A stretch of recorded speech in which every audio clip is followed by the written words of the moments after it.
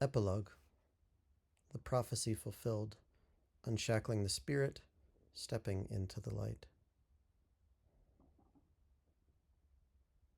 The wind has changed. You feel it in your bones, don't you? The air is lighter, the shadows less dense. The weight you carried for so long, the relics, the regrets, the whispered names of things you swore never to part with, they have loosened their grip, and now, here you stand on the threshold of Avalon's golden morning, where the past no longer holds dominion over you.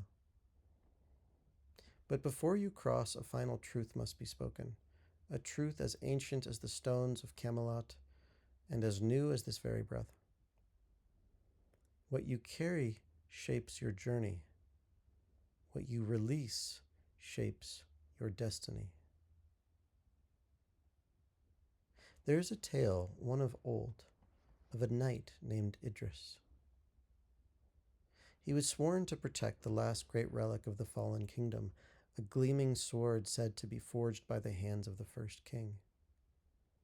But in time the relic became his burden. Idris carried it everywhere. Even as it grew heavier, even as its edges dulled, he convinced himself that without it, he was nothing.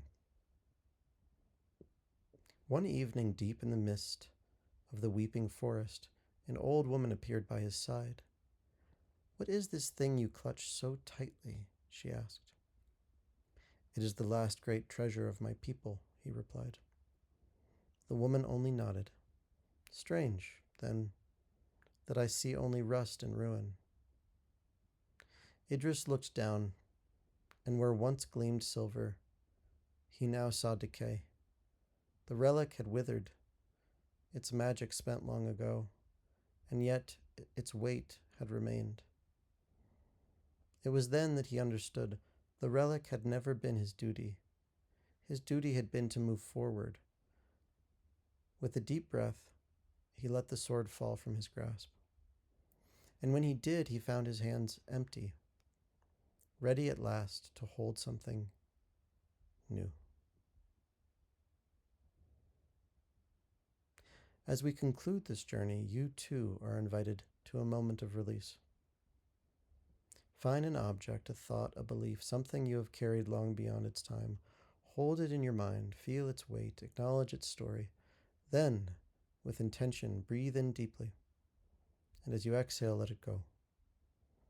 Not because it was unworthy, not because it held no meaning, but because its chapter in your story has ended, and the unwritten pages ahead await your hand.